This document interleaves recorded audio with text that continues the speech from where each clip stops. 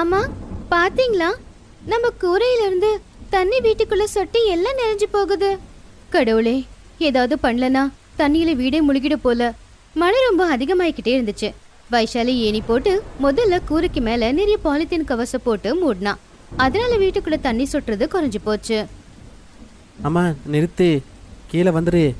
தண்ணி அதிகமாக வரமாட்டேங்குது. சீக்கிரமாக எங்களுக்காக பக்கோடாவா பண்ணுமா. மழை காலத்தில் பக்கோடா சாப்பிட்றது ருசியாக இருக்கும் எனக்கா. சும்மா இரு மோட்டி. அம்மா வெளியே போய் எவ்வளவு கஷ்டப்பட்டுக்கிட்டு இருக்காங்க. பாவம், அவங்க முழுசாவே நினைச்சிட்டாங்க உனக்கு பக்கோடா சாப்பிடணும் போல இருக்கா. வைஷாலிக்கு முதலாளி அம்மா கிட்ட இருந்து கால் வந்துச்சு. இந்த ஏழைங்க இருக்காங்கல்ல, இவங்களுக்கு பங்க்சுவாலிட்டின்றதே கிடையாது. அதனாலதான் இப்ப வரைக்கும் நீங்க எல்லாரும் ஏழைங்களாவே இருந்துகிட்டு இருக்கீங்க. டைம் என்ன ஆகுது? என் புள்ளைக்கு பக்கோடா சாப்பிடணும் போல இருக்கு. ஆனா நீ இன்னும் வேலைக்கு வரல. அம்மா மன்னிச்சிடுங்கம்மா. கூரையில இருந்து வீட்டுக்குள்ள தண்ணி சுட்டிக்கிட்டு இருந்துச்சு. அதை நான் சரி பண்ணிக்கிட்டு இருந்தேன். அதை லேட் ஆயிடுச்சு. இப்ப வந்துருவாமா. வைஷாலி ரொம்ப சீக்கிரமா பசங்களுக்காக டிஃபன் செஞ்சு வச்சாங்க. சௌமியா, நீங்க 2 பேரும் சாப்பிடுங்க. மோட்டிய பாத்துக்கோ, நான் வேலைக்கு போயிட்டு வரேன். ஆமா, வெளியே ரொம்ப மழை பெய்யுதுமா. இந்த கவரை போட்டுக்கோங்க, நனைய மாட்டீங்க.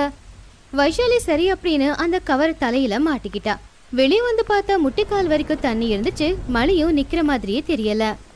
கடவுளே, கொஞ்சம் நிப்பாட்ட. நான் முதலாளி அம்மா வீட்டுக்கு போனதுக்கு அப்புறமா எவ்வளவு வேணாலும் மழை பெய்யட்டும் அப்படி அவ வேண்டிக்கிட்ட போது இன்னும் மழை அதிகமாச்சு. அதிகமா இடி மின்னல் வேற. வழியில ஒரு பெரிய மரமும் விழுந்திருந்துச்சு. அதனால வழியும் மூடப்பட்டிருந்துச்சு. அப்பா, கடவுள் கஷ்டம் கொடுக்கறாருன்னா கண்ணு முடிக்கிட்டு நிறைய கொடுக்கறாரு. இப்ப நான் என்ன பண்றது? எந்த வழியா போறது? வைஷாலி எப்படியோ விழுந்திருந்த அந்த மரத்தை தாண்டி போனா. அப்பா, எப்படியோ தப்பிச்சிட்டோம். அட, என்னோட செருப்பு எங்க போச்சு? ஐயோ, என் செருப்பு போயிடுச்சு. வைஷாலி அவளுடைய 2வது செருப்பையும் தூக்கி போட்டுட்டா. எப்படியோ கஷ்டப்பட்டு முதலாளியோட வீட்டுக்கும் போயிட்டா. உங்கள மாதிரி பிச்சைக்காரங்க இருக்காங்கல்ல, எந்த வேலையும் சரியா செய்யவே மாட்டாங்க. அப்புறம் கடவுளை திட்டுறது, எங்களை ஏன் இந்த நிலைமையில வச்சுக்கிட்டு இருக்கன்னு. அம்மா, வெளியே மழை பெஞ்சுக்கிட்டு இருக்கு. வழி எல்லாமே தண்ணியா இருக்கு. நான் இங்க எப்படி வந்தேனே எனக்கு தெரியல. ஐயோ, சரி சரி, நான் உனக்கு இதுக்கு அவார்டு கொடுக்க சொல்றேன். போ போ, நீ நின்ன இடம் எல்லாம் எவ்வளவு அழுக்கா இருக்க பாரு. முதல்ல இது எல்லாத்தையும் சுத்தம் செஞ்சுட்டு பாத்திரத்தை கழுவிட்டு அதுக்கப்புறம் எங்களுக்காக டீயும் பக்கோடாவும் செஞ்சு எடுத்துட்டு வா. அதுக்கப்புறமா சமையல் செய். விஷாலி முதல்ல கிச்சனுக்குள்ள போய் டீ, ஸ்நாக்ஸ், அப்புறம் சமையலும் செஞ்சா. அதுக்கப்புறம் தரைய சுத்தம் செஞ்சா. அவளையும் சுத்தம் செஞ்சுக்கிட்டா. அம்மா, வைஷாலி ஆண்டி இன்னைக்கு மனசார பக்கோடாவை பண்ணல போல. இதில் உப்பு அதிகமாயிடுச்சுமா, எனக்கு இது வேண்டாம். என்ன இது? என் மேல கோவ காட்ட முடியாம இந்த பக்கோடால கோவ காட்டுறியா? உப்பு அதிகமா போட்டிருக்க. போ, மறுபடியும் செஞ்சு கொண்டு வா. விஷாலியால எதுவுமே சொல்ல முடியல. அவன் மறுபடியும் போனா. மறுபடியும் அவங்களுக்காக பக்கோடா செஞ்சு சாப்பிட கொண்டு வந்து கொடுத்தா. அதுக்கப்புறம் மிச்சம் இருக்கிற பக்கோடாவை அவ ஒரு பாலித்தீன் கவர்ல போட்டு வீட்டுக்கு எடுத்துட்டு போனா. ஏ விஷாலி, இரு. என்ன உன் கையில? என்ன திடுக்கிட்டு போய்கிட்டு இருக்க? அம்மா, நான் இத்தனை வருஷமா உங்ககிட்ட வேலை பாக்குறேன். என்னை பார்த்து உங்களுக்கு தேடி மாதிரி இருக்கா? நீங்க தானே அந்த பக்கோடாவை வெளியே தூக்கி போட சொன்னீங்க. வெளியே தூக்கி போடுறதுக்கு பதிலா என் பிள்ளைங்களுக்கு கொடுக்கலாம்ல. இதுவும் திருட்டுதான். ஒவ்வொரு மாசமும் சம்பளம் வாங்குறல, அதுல உன் பசங்களுக்கு பக்கோடா வாங்கி கொடு. இதை எல்லாத்தையும் அவளுடைய புருஷன் பாத்துக்கிட்டு இருந்தா. கடைசியில தைரியமா பக்கத்துல வந்து, அட, அத எடுத்துட்டு போகட்டு விடு. வெளியில வீசுறத விட்டு தன குழந்தைக்கு எடுத்துட்டு போகட்டு விடு.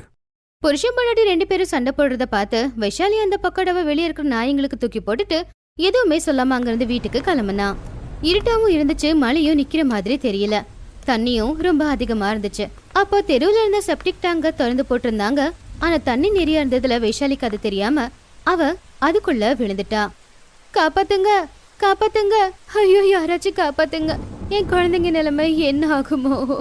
ஆனா அந்த மழையில அவளை காப்பாத்துறதுக்கு அந்த பக்கமா யாரும் வரல. அதனால அவ அங்கேயே முழுகி செத்து போயிட்டா. வீட்டுல 2 பசங்க அம்மா திரும்ப வருவாங்கன்னு காத்துக்கிட்டு இருந்தாங்க. அக்கா, 12 மணி ஆயிடுச்சு. இன்னும் அம்மா வீட்டுக்கு வரவே இல்லை. மோண்டி, நீ கவலைப்படாத, தூங்கு. வெளியே பாக்குறல மழை எப்படி பெய்யுதுன்னு. ஒருவேளை அம்மா மழையில வர முடியாம முதலாளி வீட்லயே தங்கியிருக்கலாம். கேட்கலான்னு நம்ம கிட்ட போனும் இல்ல. அன்னைக்கு நாள் பூரா அம்மா வீட்டுக்கு வரவே இல்ல. அடுத்த நாள் மழை நின்றதுக்கு அப்புறமா பஞ்சாயத்து சேர்ந்தவங்க வைஷாலியுடைய உடம்ப உள்ள இருந்து வெளியில எடுத்தாங்க. போலீஸ்காரங்க எப்படியோ அட்ரஸ் தெரிஞ்சுக்கிட்டு வைஷாலிய அவங்க முதலாளி அம்மா வீட்டுக்கு எடுத்துட்டு போனாங்க. இந்த டெட் பாடி உங்களுக்கு தெரியுமா? அக்கா பக்கத்துல விசாரிக்கும் போது உங்க வீட்டுல வேலை பார்க்குதாங்கன்னு சொன்னாங்க. எங்க வீட்டு அட்ரஸ் சொல்லுங்க, அவங்களுக்கு பணத்தை கொடுத்துட்றேன். வைஷாலியுடைய பணத்தை பார்த்து முதலாளியும் முதலாளி அம்மாவும் ரொம்பவே ஷாக் ஆனாங்க. ஆமா இன்ஸ்பெக்டர் சார், இவ எங்க வீட்டுல தான் வேலை பார்த்துக்கிட்டு இருந்தா. இவ எப்படி செத்தா? எப்படி சத்தாளா? பணம் இருந்தா கொஞ்சம் கூட உங்களுக்கு கருணையே இருக்காதா? ராத்திரி வேலையை முடிச்சுட்டு போயிருப்பா. ரோட்ல பெரிய சாக்கடை இருந்திருக்கும். ரோட்ல தண்ணி அதிகமா இருந்துச்சு. அவ அதை பார்த்துருக்க மாட்டா. தெரியாம உள்ள போயிருப்பா. சாக்கடையில இருந்து இந்த பணத்தை எடுத்தோம். நான் உன்கிட்ட சொல்லிக்கிட்டே இருந்தேன், இந்த மழையில அவங்கள கூப்பிடாதான்னு. டீயும் பக்கோடா உனக்கு பண்ண தெரியாதா? ஒரு நாள் வேலை பார்த்தா என்ன ஆகும்? அப்பதான் அவளுக்கு அறிவே வந்துச்சு. ஆனா இப்படியெல்லாம் நடக்கும்னு எனக்கு என்ன தெரியும்? மழை எவ்வளவு வந்தாலும் நிறைய பேர் வெளியே வேலைக்கு போய்கிட்டு தானே இருக்காங்க. சாகும்போது என்னை பத்தி என்னெல்லாம் சொல்லிட்டு செத்தாலும் என்னவோ. அதுக்கப்புறம் வைஷாலியோட டெட் பாடிய அவங்க வீட்டுக்கு கொண்டு போனாங்க. வைஷாலியோடைய அந்த 2 சின்ன சின்ன பசங்க அம்மாவோட பணத்தை பார்த்து அழ ஆரம்பிச்சாங்க. ஏன்னா இனிமே இந்த உலகத்துல அவங்களுக்கு வேற யாருமே இல்ல. அம்மா அம்மா, நான் தான் சொன்னலம்மா, இவ்வளவு மழையில நீ வெளியே வேலைக்கு போகாதன்னு. ஆனா நீ என் பேச்ச ஏமா கேக்கல. அம்மா கண்ணை திறந்து பாருமா. பாருங்க, மறுபடியும் சொட்டு சொட்டா தண்ணி கொட்டிக்கிட்டே இருக்கு. இதை எல்லாத்தையும் யார் சரி பண்ணுவாங்க? பசங்க அழுத பார்த்து முதலாளி அம்மாவும் ரொம்பவே கஷ்டப்பட்டாங்க. பசங்களா, 2 பேரும் கவலைப்படாதீங்க. என் மனசு அவ்வளவு கல் இல்ல. இன்னில இருந்து உங்க 2 பேரை நான் பாத்துக்கிறேன். எனக்கு எங்க அம்மா செத்து போனதுக்கு நீங்க தானே காரணம். அந்த மழையில எங்க அம்மாவை நீங்க கூப்பிட்டாம இருந்திருந்தா அம்மா இன்னைக்கு உயிரோட இருந்திருப்பாங்கல்ல. குழந்தைகளா, நீங்க சொல்றது சரிதான். எல்லாருமே காசால பணக்காரங்களா ஆறாங்க. ஆனா மனசால பணக்காரன் ஆகுறதுக்கு டைம் எடுக்கும்.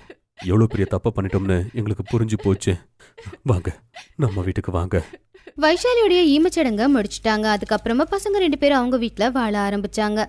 வளர்ந்து சௌமியா ஒரு IPS ஆபீசர் ஆனா மவுண்டி மல்டிநேஷனல் கம்பெனில மேனேஜரா இருந்தான். எங்க அவங்களுடைய குடிசை இருந்துச்சோ அங்க அவங்க அம்மாவோட பேருல ஒரு பெரிய பங்களா வீட்டை அவங்க கட்டுனாங்க.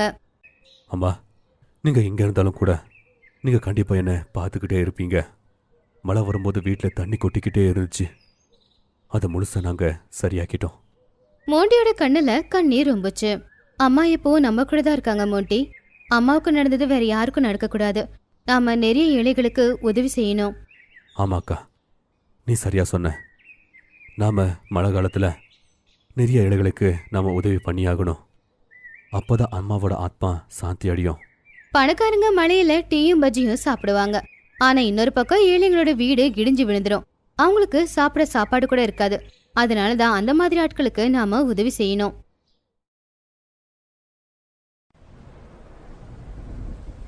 ஆமா, அது வெளியில பயங்கரமா மழை பெஞ்சுக்கிட்டு இருக்கு. தெருவெல்லாம் ஒரே தண்ணியா இருக்கு. மழை விட்டதுமே நான் வந்துடுறேம்மா. மழை வந்தா போதும், நீங்க எல்லாரும் காரணம் தேட ஆரம்பிச்சிடுறீங்க. 1/2 மணி நேரத்துல நீ வேலைக்கு வரணும். அப்படி இல்லைன்னா நாளைக்குல இருந்து வேலைக்கே வர வேண்டாம். ஹலோ அம்மா, அம்மா கொஞ்சம் கேளுங்க. Hello hello. இப்ப என்ன பண்றது? பிங்கியோட அப்பாவும் இப்ப வீட்டுல இல்லையே. நான் இப்ப இவ்வளவு கூடவே கூட்டிட்டு போய் ஆகணும். அம்மா, வெளியில ரொம்ப மழை அடிக்குதே, நாம நனைஞ்சிடுவோமே. பிங்கி, மழை அதிகமா அடிக்குது, உன்னை விட்டுட்டு போக முடியாது. சரி, இந்த கவர் போத்திக்கோ, நீ நனைய மாட்ட. அம்மா, என்னோட செருப்பு, என் செருப்பு காலை விட்டு கலண்டுருச்சு. தண்ணியில அடிச்சுக்கிட்டு போகுதுமா. பிங்கியோட அந்த செருப்பு தண்ணியில அடிச்சுக்கிட்டு போய்கிட்டு இருந்துச்சு. எப்படியோ பார்வதியும் பிங்கியும் அவங்களுடைய முதலாளி வீட்டுக்கு வந்தப்போ அவங்க 2 பேருமே முழுசா நனைஞ்சு போயிருந்தாங்க. பிங்கி அந்த குளிர்ல நடுங்க ஆரம்பிச்சான். அப்போ முதலாளி பார்வதியை கத்த ஆரம்பிச்சாங்க. என்ன இது? நான் உங்களை எப்ப வர சொன்ன? எப்ப வந்திருக்கே நீ? அறிவுல கொஞ்சம் கூட மழை பெய்ய வேண்டாம். ஏதாவது காரணம் கிடைச்சிட்டா போதும். வேலைக்கு வர்றதுக்கு ஏதாவது சொல்லிக்கிட்டே இருப்பீங்க. முதல்ல வேலை கேட்கும் முதல்ல பணிவாதான் கேக்குறீங்க. அப்புறம்தான். சரி, என்ன இது? நனைஞ்ச துணியை வச்சுக்கிட்டு வீடெல்லாம் இன்னும் நீங்க அழுக்காக்கிட்டு இருக்கீங்களா? இவ்வளவு எதுக்காக கூட்டிட்டு வந்த? இல்லம்மா, இவளுடைய அப்பா வேலைக்கு போயிருக்காரு. என்னால தனியா விட்டுட்டு வர முடியாது. இவ உங்களுக்கு எந்த தொந்தரவும் கொடுக்க மாட்டா. அவ பாட்டுக்கு ஒரு மூலையில உக்காந்துப்பா. அவளால எந்த தொந்தரவும் இருக்காது. பாப்பா, நீ போய் அங்க ஓரமா உக்காந்துக்கோ. பிங்கி அம்மா சொன்ன மாதிரி தரையில போய் உக்காந்துட்டா. அவ குளிர்ல நடுங்கிக்கிட்டு இருந்தா. அதுக்குள்ள அந்த முதலாளியோட பையன் ஏசியை ஆன் பண்ணி வச்சுட்டு டிவியை போட்டுட்டு எல்லாரும் டிவி பார்த்துக்கிட்டு இருந்தாங்க. ஆமா, சுட சுட பன்னீர் அப்புறம் உருளைக்கிழங்கு போண்டா வேணும். மழை வரும்போது சாப்பிட்டா ரொம்ப நல்லா இருக்கும். டே பண்டி, ஏசி ஆஃப் பண்ணு. பாவம், அந்த புள்ளிக்கு குளிருது. அப்பா, எனக்கு வேத்து கொட்டுது. அதுவும் இல்லாம இந்த பக்கோடாவை நான் சாப்பிட்டுக்கிட்டே இருக்கேன். இல்ல பரவாயில்லைங்க ஐயா. பிங்கி, போமா, போய் கொஞ்சம் வெளியில உக்காந்துக்கோ. சுமன், இன்னைக்கு எப்படி மழை பெய்யுது? இந்த மழையிலும் கூட வந்தே தீரணும் சொல்லி அவளை கூப்பிட்டு வேலை கொடுத்துருக்க. அப்படியெல்லாம் பண்ணக்கூடாது. ஏழையா இருக்கிறதுனால இப்படியெல்லாம் நடத்தவே கூடாது. பண்டியோட அப்பா அவருடைய ரூமுக்குள்ள போயிட்டாரு. பார்வதி வேலை செய்ய ஆரம்பிச்சாங்க. அட, நான் மறந்தே போயிட்டேன். எனக்கு டிராயிங் ஷீட் ஒர்க்கை முடிக்கணும். ஆனால் டிராயிங் ஷீட்டு காலி ஆயிடுச்சு. அப்பா வேறு ரூமில் ஒர்க் பண்ணிகிட்டே இருக்காங்க. இந்த மளிகையில் நான் எப்படி போய் வாங்கிட்டு வருவேன்? இரு, நான் பிங்கி அனுப்பி வாங்கிட்டு வர சொல்றேன். பிங்கி, இந்த பணம் பக்கத்துல இருக்கிற ஸ்டேஷனரி ஷாப்ல இருந்து இந்த மாதிரி ஷீட் வாங்கிட்டு வாப்போ. ஆனா அம்மா, வெளியில பயங்கரமா மழை அடிச்சுக்கிட்டு இருக்குல்ல, தண்ணியில வேற நான் காலையில போட்டுட்டு வந்திருந்த செப்பலும் அடிச்சுக்கிட்டு போயிடுச்சு. நான் வெறும் கால்ல எப்படி போவேன்? ஆனா சுமன் அடம் பிடிச்சு அந்த மழையில டிராயிங் ஷீட்டை வாங்கிட்டு வரதுக்காக பிங்கியை அனுப்பிவிட்டா. பிங்கி பயந்துகிட்டே அந்த மழை தண்ணியில நடந்து போனான். அதுக்குள்ள பண்டியோட நண்பன் அவன் பக்கத்து வீட்டுல தான் இருந்தான். அவன் பண்டிய கூப்பிட ஆரம்பிச்சான். பண்டி, சீக்கிரமா டெரஸுக்கு வாடேன், மழையில் விளையாடலாம். சரி வரேன். அம்மா, நான் டெரஸுக்கு போயிட்டு மழையில் விளையாடுறாம்மா. இந்த பக்கம் பாவம் பிங்கி அந்த மழையில நனைஞ்சுக்கிட்டு டிராயிங் ஷீட்டை வாங்கிட்டு வந்துகிட்டு இருக்கும்போது திடீர்னு அவளுடைய காலுக்கு அடிபட்டு கால்ல இருந்து ரத்தம் வழிய ஆரம்பிச்சது. அவ எப்படியோ கஷ்டப்பட்டு வீட்டுக்குள்ள வந்துட்டா. அதுக்குள்ள பண்டியோட அப்பாவும் அவங்க ரூம்ல இருந்து வெளியே வந்தாரு. பிங்கி, உன்னோட கால்ல எப்படிமா அடிபட்டுச்சு? ஆண்டி, இந்தாங்க பண்டி அண்ணனுக்கான டிராயிங் ஷீட்டை நான் வாங்கிட்டு வந்திருக்கேன். அது கொஞ்சம் கூட நனையில, ஏன்னா அவர் ஸ்கூல் ப்ராஜெக்ட் செஞ்சு முடிக்கணும்ல. அப்பதான் பண்டி மழையில நனைஞ்சு விளையாடிட்டு வீட்டுக்கு வந்தான். பிங்கி சொன்னதை கேட்டு சுமன் ரொம்பவும் கவலைப்பட்டா. அவ அவளுடைய காலில் அடிப்பட்டதை பத்தி யோசிக்கவே இல்லை அப்படின்னு அவ யோசிச்சா. உடனே அவ ரொம்ப கவலைப்பட்டு பார்வதி கிட்ட, பார்வதி போய் கொஞ்சம் ஃபர்ஸ்ட் எய்ட் பாக்ஸ் எடுத்துட்டு வா. சுமன் அடிப்பட்ட இடத்துக்கு மருந்து போட்டு கட்டையும் போட்டு விட்டா.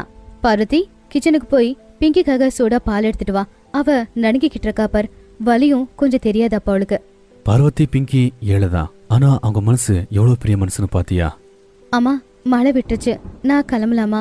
வீட்டுக்கு போனா பிங்கி கொஞ்சம் ஓய்வெடுப்பா இல்லையா? ஒரே ஒரு நிமிஷம் என்னங்க, நீங்க பார்வதியையும் பிங்கியையும் நம்ம கார்ல வீட்டுல விட்டுடுங்க. பிங்கி, என்னோட செருப்பு நீ போட்டுக்கா. உண்மையிலேயே ஏழைங்களுக்கு மழைங்கிறது ஒரு புயலா வந்துடும். அதனால பணக்காரங்க அந்த நேரத்துல ஏழைங்களை புரிஞ்சிக்க முயற்சி பண்ணணும். எப்படியும் மழைக்காலம் இன்னும் கொஞ்ச நாள் இருக்கதான் போகுது. அதனால சுமன் பார்வதிக்காக ஒரு கொடையும் அப்புறம் பிங்கிக்காக ட்ரெஸ்ஸும் சப்பலும் வாங்கி கொடுத்தா. அத பார்த்ததுமே பிங்கி ரொம்பவும் சந்தோஷப்பட்டா. சுமன் மழை வரும்போது பார்வதியை சீக்கிரமா வா அப்படின்னு கொடுமைப்படுத்துறத எல்லாத்தையும் விட்டுட்டா. இப்போ அவ அவங்கள கொஞ்சம் கொஞ்சமா புரிஞ்சுக்க ஆரம்பிச்சா. Thanks for watching.